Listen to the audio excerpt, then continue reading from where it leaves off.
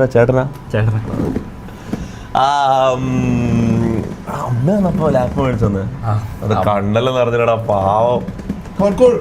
ഞാനൊരു കാര്യം പറയാം, ഇത് നിന്റെ ലൈഫ് ചേഞ്ചിങ് മൊമെന്റ് ആയിരിക്കും മുത്തേ, അത് ഞാൻ ഉറപ്പ് തരാം. ആ കാര്യം പറയാലോ, നീ രക്ഷപ്പെട്ടെന്ന് വിചാരിച്ചാൽ മതി, മനസ്സിലാ? ഈടെ നീ നമ്മളിൽ ഒരാളായി മാറിക്കഴിഞ്ഞു.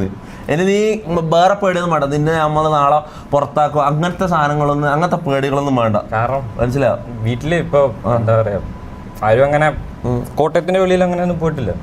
അപ്പോ എനിക്കെന്തോ ഞാൻ വണ്ടി ഇടിച്ചെന്നപ്പോൾ എനിക്ക് അമ്മ ലാപ്പ് എടുത്ത് ഞാൻ പറഞ്ഞു എനിക്ക് എഡിറ്റിംഗ് ചെയ്യാൻ താല്പര്യമുണ്ട്. വണ്ടി അടിച്ചു ആക്സിഡന്റ് ആയിരുന്നു. അപ്പോ എനിക്ക് ഇതിനോട് ഭയങ്കര താല്പര്യം ഉണ്ടായിരുന്നു.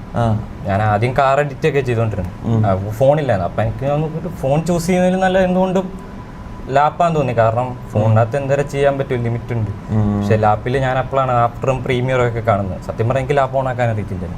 സ്വന്തമായിട്ട് പഠിച്ചപ്പോ അമ്മ EMI ഇട്ട് തന്നു. പിന്നെ ഞാൻ കേറ്ററിങ്ങിനൊക്കെ പോയിട്ട് ബാക്കി പൈസ അടച്ചു. അപ്പം ഇൻസ്റ്റിറ്റ്യൂട്ടിലും കോഴ്സ് ഇതൊന്നും പഠിച്ചിട്ടില്ല, സ്വന്തമായിട്ട് പഠിച്ചു. ബ്രോ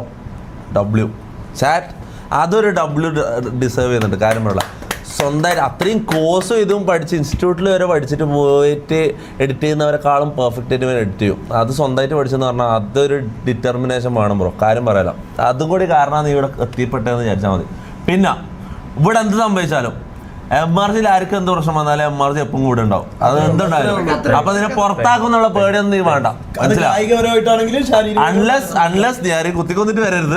അത് വേറെ കാര്യം. അങ്ങനെയൊന്നും സംഭവിക്കാത്തിടത്തോളം കാലം നമ്മളെപ്പോഴും ഉണ്ടാവും. ഒരിക്കലും നിന്നെ ഇവിടുന്ന് പുറത്താക്കാനോ അല്ലെങ്കിൽ നിനക്ക് ബുദ്ധിമുട്ടാവുന്ന ഒന്നും ഇവിടെ ഉണ്ടാവില്ല. ഓക്കെ, അത് ഞാൻ പ്രോമിസ് ചെയ്യാം.